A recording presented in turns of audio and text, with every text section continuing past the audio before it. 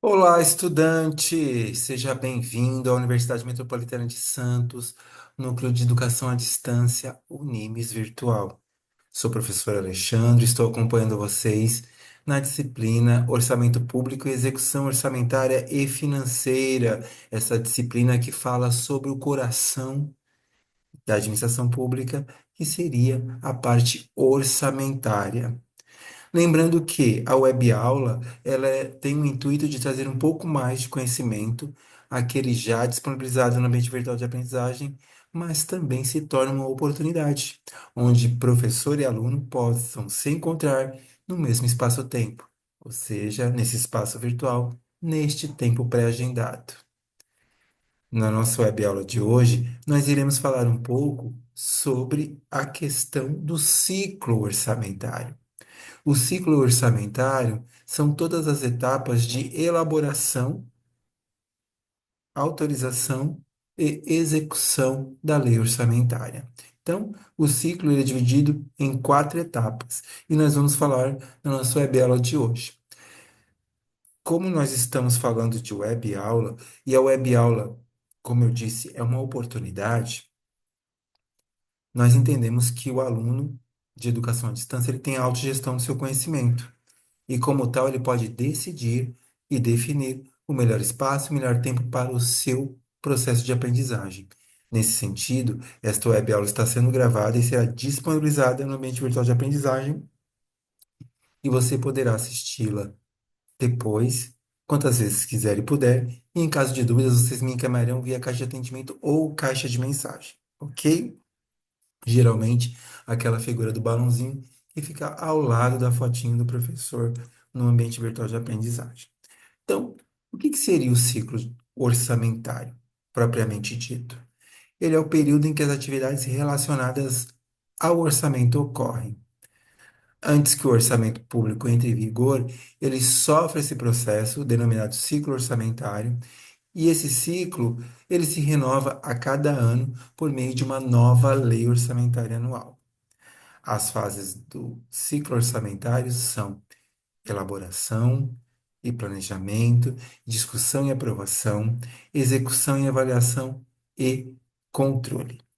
Então, essas quatro etapas são denominadas ciclo orçamentário e se renovam a cada exercício financeiro. A primeira etapa, ela é a própria elaboração do PLOA, ou Projeto de Lei Orçamentária Anual.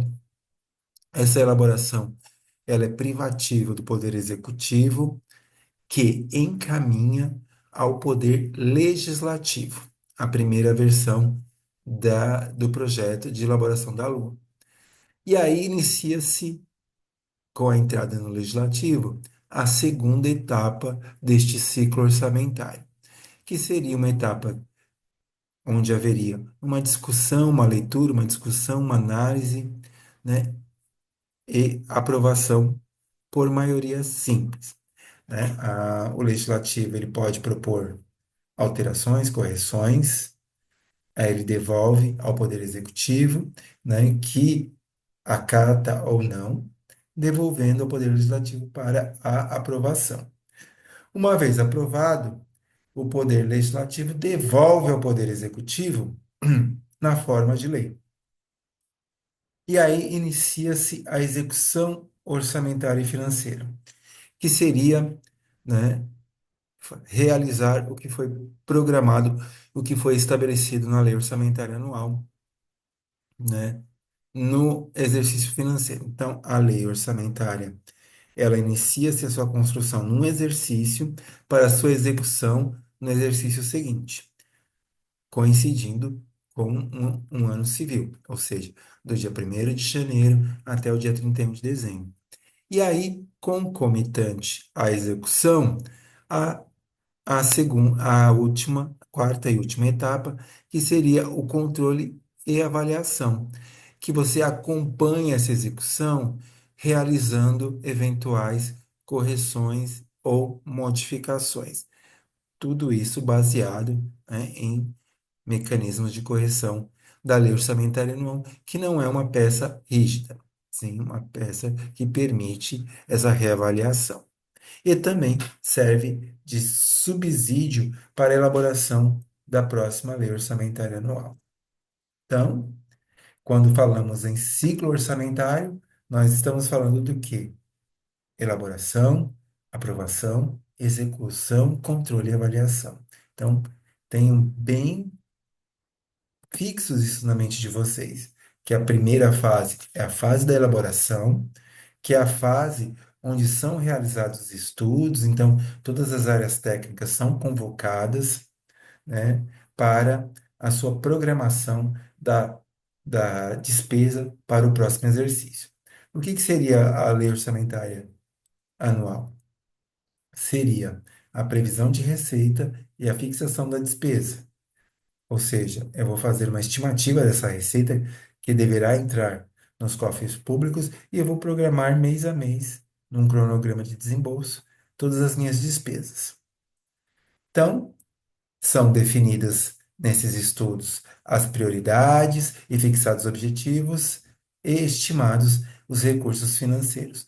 Tudo isso em consonância com as outras peças de planejamento orçamentário, ou seja, com o plano plurianual, aquela peça macro, que ela é desenvolvida para o período de 4 anos, que ela pega os 3 últimos anos de uma gestão e o primeiro ano da gestão seguinte, né, visando não haver quebra de ações com a lei de diretrizes orçamentárias, que é a lei de anexo, que anexa os riscos e metas fiscais, e também tem a função de nortear a elaboração da lei orçamentária anual. Então, essas três peças de planejamento, elas existem de forma harmônica e não discordam entre elas. Então, o que está definido em uma, as outras não poderão contradizer. Então, né, essas propostas de lei orçamentária, elas são desenvolvidas em todos os poderes, mas sempre privativa do poder executivo. As propostas são consolidadas pela Secretaria de Orçamento Fiscal num único orçamento, ou seja, a lei do orçamento geral, né, ela deve conter toda a matéria orçamentária, ou seja, toda a matéria de receita e despesa e deverá ser encaminhada ao Congresso Nacional, no caso da União, até o dia 31 de agosto. E aí iniciamos a fase ali de aprovação, que é um processo legislativo, pois ela ocorre na Câmara e onde há uma comissão mista que recebe a proposta e emite um parecer. Então, essa comissão, ela deverá realizar uma leitura, uma análise, deverá avaliar se as propostas estão de acordo e coerentes e encaminhar ao plenário para que este aprecie de forma plena e numa sessão conjunta, e aí sim, após a aprovação, o projeto é encaminhado ao presidente da República para sanção e publicação no Diário Oficial, né? E aí inicia-se a terceira etapa, que é a etapa de execução, onde há o acompanhamento da arrecadação, da receita e o processamento das despesas previstas. Ela se desenvolve no exercício financeiro, como eu disse, que coincide com o ano civil, que vai do dia 1º de janeiro e até o dia 31 de dezembro. Este conceito está disposto no artigo 34 da Lei 4.320, que é a lei que rege os aspectos da contabilidade pública.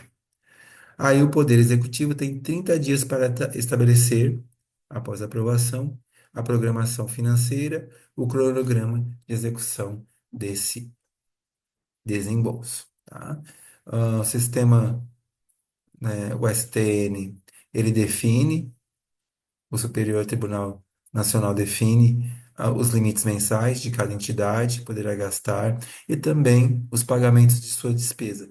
Nós temos também a Lei 101 de 2000, que é uma lei que traz ali responsabilização aos gestores públicos e também impõe limites para gastos, principalmente com relação aos últimos anos de mandato e também folha de pagamento. E aí, a quarta e uma última etapa é a etapa de controle e avaliação. Então, não é somente, né, produzir, construir essa peça orçamentária. Você tem que acompanhá-la durante o exercício. Por quê? Porque se forem necessários fazerem, né, mudanças, alterações neste, neste orçamento, nesta lei orçamentária anual, deverá ser realizada da mesma forma, né? Pedindo autorização legislativa. Então, o governo, ele afere e acompanha a execução das despesas, verifica se os prazos, padrões e normas estão sendo respeitados e, caso seja a arrecadação maior do que for prevista, você poderá fazer suplementações orçamentárias por meio, né, dos créditos adicionais, que é um dispositivo legal que você pode modificar o orçamento. Os créditos adicionais podem ser especiais para aquelas despesas que não foram consignadas no orçamento, podem ser suplementares para as despesas que foram consignadas, mas foram insuficientemente dotadas, ou extraordinários, que são uma exceção que ocorre em caso de calamidade pública, comoção interna, né, ou desastres. E aí, esse controle pode ser exercido também de forma complementar pelo controle interno, ou seja, pela Controladoria Geral da União, no caso do governo federal, ou pode ocorrer de forma externa, exercida, por exemplo, pelo Congresso Nacional, ou pelo próprio Tribunal de Contas da União. Então, todo esse ciclo orçamentário, ele há de ser harmônico a fim de que essa eficiência ocorra ao final da construção da lei orçamentária anual. Então, aqui nós temos ele de forma completa, a elaboração, onde é definido, né, as propostas são encaminhadas para aprovação, após essa aprovação, né, inicia-se a execução, e essa execução ela é acompanhada e controladamente avaliada, sendo necessário haverá aí as devidas correções junto ao Poder Legislativo. Essa elaboração da lei orçamentária anual ela tem previsão na nossa Carta Magna, então ela está prevista no artigo 165, inciso 2 da Constituição Federal, ou seja, tem por finalidade a concretização dos objetivos e metas estabelecidas no Plano Plurianual, que se configuram nessa lei orçamentária e na Lei de Diretrizes Orçamentárias, que são peças que têm um vigor de um ano. Então, ela é o cumprimento ano a ano das etapas do PPA, em consonância com a Lei de Diretrizes Orçamentárias e a Lei de Responsabilidade Fiscal. Lembrando que a Constituição Federal de 1988 estabelece que a iniciativa da construção dos instrumentos de planejamento, lei orçamentária, plano plurianual ou lei de orçamentária, o início é privativo ao chefe do executivo, do poder executivo. Portanto, mesmo diante de uma possível omissão do poder executivo, não compete ao legislativo iniciar este processo orçamentário. E aí sim, nós temos aqui o que seria o orçamento público. O orçamento público ele deve estimular o equilíbrio entre receita e despesa. Ele é o ato pelo qual o Poder Executivo prevê a arrecadação de receita e fixa a realização de despesas para o período de um ano e o Poder Legislativo lhe autoriza. As despesas devem ser iguais às suas receitas para atender ao princípio do equilíbrio orçamentário. É o que nós chamamos de regime misto de contabilidade na administração pública, onde a receita ela é prevista porque ela só é reconhecida quando ela entra nos cofres públicos, por regime de caixa. Já a despesa ela é fixada porque ela é reconhecida quando empenhada, independente do seu pagamento. Então, regime de competência. O registro do regime de caixa para receita e regime de competência para despesa é o que nós chamamos de regime misto de contabilidade. E as peças de planejamento orçamentário, que foram definidas na Constituição Federal de 1988, são o Plano Plurianual, né, que é um plano macro, né, que tem aí uma vigoração de 4 anos, a Lei de Diretrizes Orçamentárias, que, dentre outras funções, tem a função de nortear a elaboração da Lei Orçamentária Anual, que é a lei que vai prever a receita e fixar a despesa para o período de 1 ano. Elas existem de forma harmônica e não podem discordar uma da outra. Então, o orçamento está baseado nessas três diferentes documentos: Plano Plurianual, ou PPA, Lei de Diretrizes Orçamentárias, ou LDO, e Lei Orçamentária Anual, LOA. Essas leis se integram de maneira harmônica, de maneira que a LDO não pode discordar do PPA, que representa o norte do orçamento, e nem a LOA da LDO.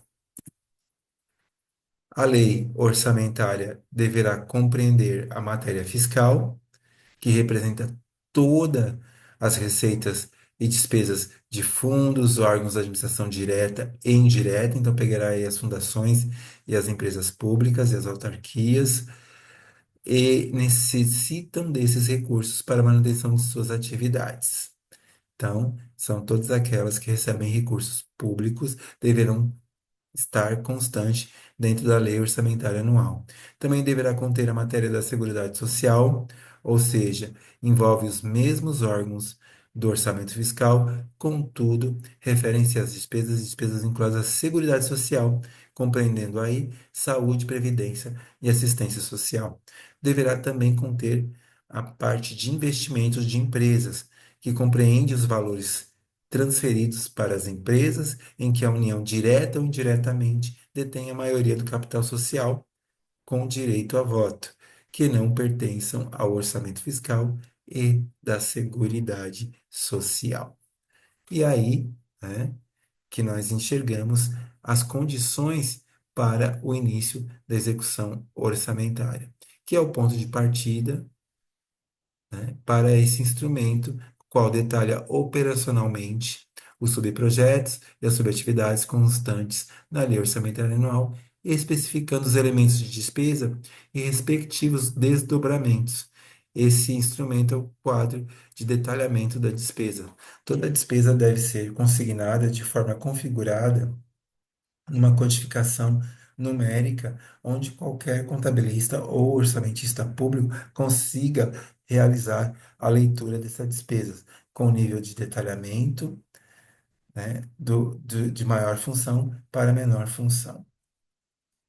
Por exemplo, né, esse quadro ele demonstra, na elaboração do orçamento, o item orçamentário detalhado por natureza da despesa. Aqui nós temos um exemplo, onde você tem ali o órgão, cujo código é 1, a unidade, né, que seria a menor função desse órgão, que seria que o órgão maior é a Assembleia Legislativa do Estado de Tocantins, a unidade é a Assembleia Legislativa, né, propriamente ali na sua unidade.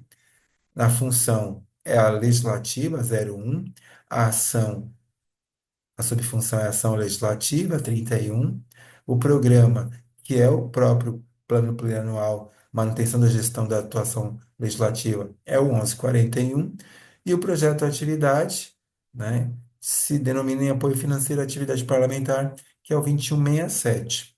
A esfera é fiscal, 01, e o código da despesa é 339093, que são indenizações e restituições. Essa dotação orçamentária, que é o que nós chamamos de rubrica orçamentária, ou dotação orçamentária, ela foi consignada no orçamento no valor de 10.525.750. Então, no meu orçamento, apesar de eu fazer toda essa descrição, ela vai aparecer como 01, 010, 01, 31, 1141, 2167, 1, 3390,93. E diante dessa sequência numérica, o orçamentista público consegue, né, identificar aonde será aportada essa despesa. Ok? A distinção entre crédito e recurso, ela difere, né? O direito financeiro tem por objeto a disciplina jurídica de toda atividade financeira do Estado, abrangendo aí as receitas, as despesas e os créditos públicos. O artigo 3º da Lei de Orçamentos compreenderá todas as receitas, inclusive as de operações de crédito autorizadas em lei. É o que define a Lei 4.320, de 1964, que rege a contabilidade pública. Na técnica orçamentária, é habitual fazer distinção entre crédito e recurso, reservando-se o termo crédito para designar o lado orçamentário ou autorização para gasto. Então, é o que nós denominamos de crédito, e recurso são os financeiros, ou seja, aqueles créditos, aquele dinheiro que adentra nos cofres públicos, né? Como eu disse, existem mecanismos retificadores do orçamento, conhecidos como os créditos adicionais, que podem ser classificados em suplementares, ou seja, destinados a reforço da dotação orçamentária, especiais, destinados a despesas a quais não haja dotação orçamentária específica, e extraordinários, que são os destinados às despesas urgentes, imprevistas em caso de guerra, comoção interna ou calamidade pública. E nós chegamos ao final da nossa web de hoje. Espero que ela seja de grande valia a todos vocês. Caso ainda tenha restado dúvidas, me encaminhe via caixa de atendimento ou caixa de mensagem. Por hora, deixo os meus votos de gratidão. Um grande abraço, fiquem com Deus e até uma próxima.